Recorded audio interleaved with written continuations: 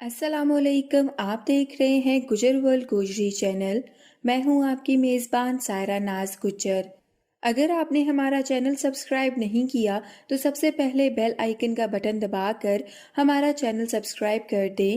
ہمارا آج کا موضوع ہے گجر قوم کے نام، میرا ایک انتہائی اہم پیغام۔ جیسا کہ آپ سب لوگ جانتے ہیں کہ ہماری قوم گزشتہ چند صدیوں سے انتہائی آزمائش و ابتلا کے دور سے گزری ہے۔ خاص طور پر انگریزی دور میں اس کے اوپر جو پابندیاں عائد کی گئیں اور اس کے خلاف جو احتسالی اور امتیازی ہتھ کنڈے روا رکھے گئے، اس کی وجہ سے گجر قوم ہر شعبہ زندگی سے کٹ کر ایک بالکل پسماندگی کی حالت میں چلی گئی۔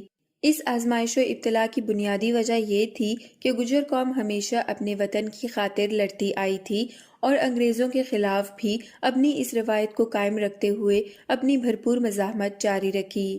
یہ باتیں ہم بار بار لکھ چکے ہیں، لیکن یاد دہانی کے لیے ایک بار پھر دہرا دیتے ہیں کہ یہ گجر قوم ہی تھی جس نے برصغیر میں انگریزوں کی حیثیت کو چیلنج کیا اور 1897 میں انگریزوں کے خلاف ایک بھرپور بغاوت کا آغاز کیا، جس کے نتیجے میں جنگ آزادی 1857 برپا ہوئی۔ یاد رہے کہ اس جنگ میں شکست سے پہلے گجر قوم نے انگریزی قبضے کی جڑوں کو کاٹ ڈالا تھا۔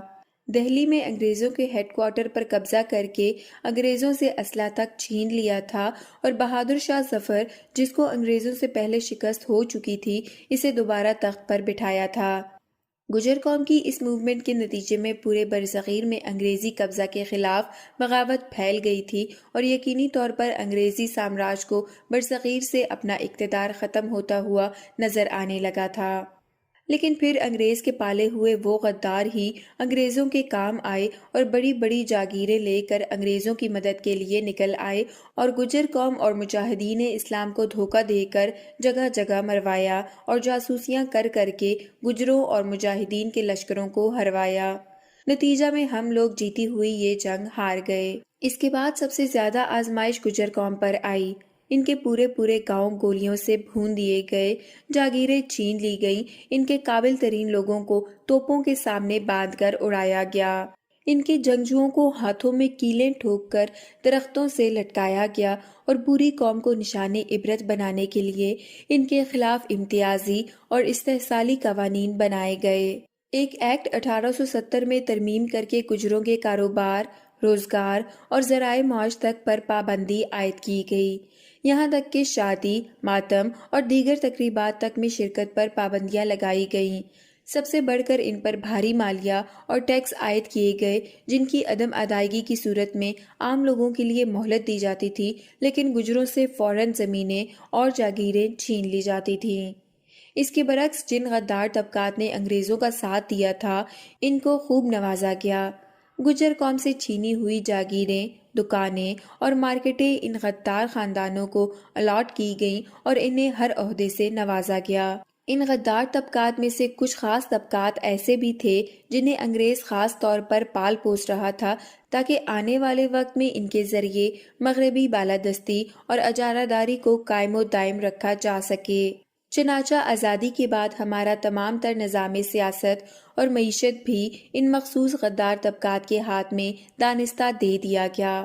اس کے بدلے میں ان طبقات پر جو ذمہ داریاں عالمی قوتوں کی طرف سے عائد ہوتی ہیں، ان میں سے ایک اہم ذمہ داری یہ بھی تھی کہ سابقہ حکمران قوموں کو سر اٹھانے کا موقع نہ دیا جائے۔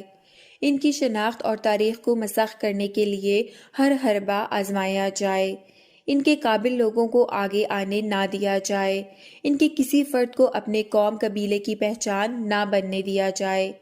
یہ سب عملی طور پر ہوا، جیسا کہ چودھری رحمت علی ساحر لدھیانوی کو ملک چھوڑنے پر مجبور کیا جانا اور ڈکشنریوں اور نصاب میں گجر قوم کی تاریخ اور شناخت کو دانستہ مسخ کرنا وغیرہ۔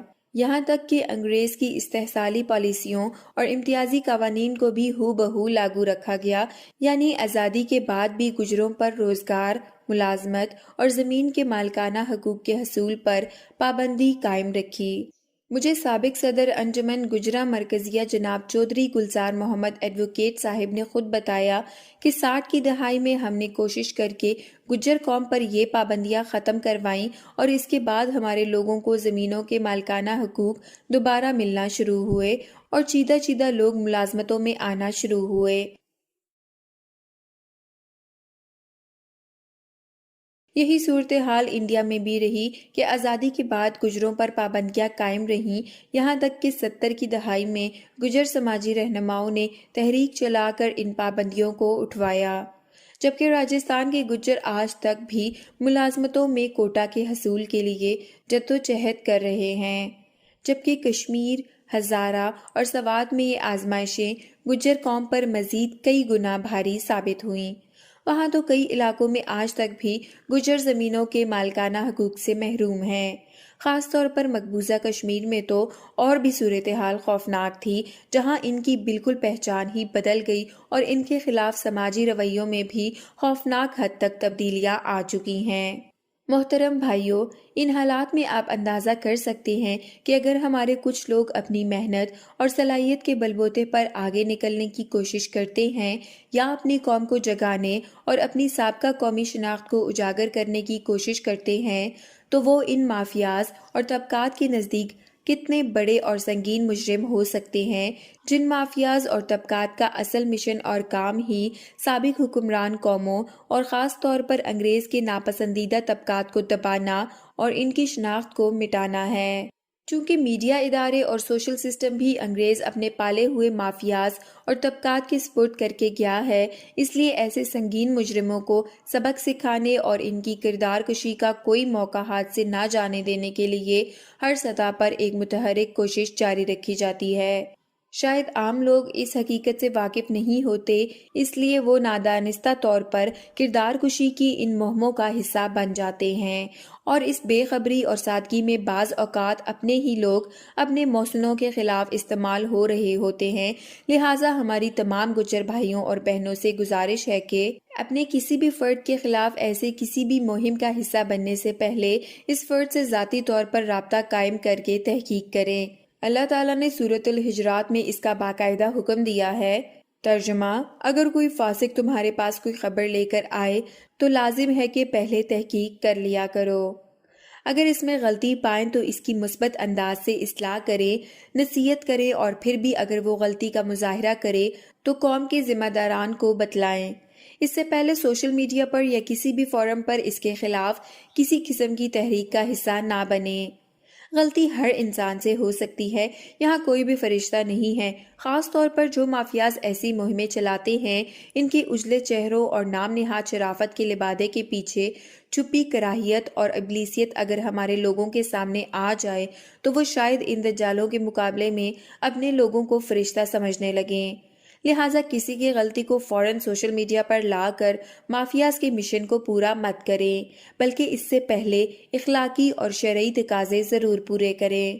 خاص طور پر جو لوگ صدیوں کی اجارہ داری کو چیلنج کرتے ہیں اور مافیاز کا حصار توڑ کر آگے بڑھنے کی کوشش کرتے ہیں یا اپنی قوم کو جگانے اور ان مافیاز کے بھیانک چہروں کو بے نقاب کرنے کے سنگین جرم کا ارتکاب کرتے ہیں، وہ مافیاز کے لیے ناقابل معافی ہوتے ہیں۔ ان کے خلاف خاص طور پر مہمیں چلائی جاتی ہیں۔ اگر آپ ان مہموں کا حصہ بننے کی بجائے پہلے تحقیق کا شرعی و اخلاقی تقاضا پورا کریں گے تو شاید آپ نہ صرف ان مہموں کا اصل مقصد جان پائیں گے، بلکہ ہو سکتا ہے آپ ان گہرے رازوں تک بھی پہنچ جائیں جو آپ اور آپ کی نسلوں کی بربادی کا اصل سبب ہیں، اور اس صورت میں آپ اپنے اصلی دشمنوں کو بھی پہچان لیں گے۔ اپنی قوم اور اپنے محسنوں کے خلاف استعمال ہونے کی سنگین غلطی سے بھی بچ جائیں گے، اور آئندہ کے لیے آپ کو وہ روشنی بھی مل جائے گی جو آپ کی نسلوں کو اندھیروں سے نکال کر ایک روشن صبح کی طرف سفر پر گامزن کر دے گی۔ اللہ تعالیٰ سے دعا ہے کہ وہ ہماری قوم کو ان باتوں کو سمجھنے کی توفیق عطا فرمائے۔ آمین ثم آمین۔ دیکھتے رہیے گجر ورلڈ گوجری چینل۔ اگلی ویڈیو تک اپنی میزبان سائرہ ناز گجر کو اجازت دیں۔ اللہ حافظ۔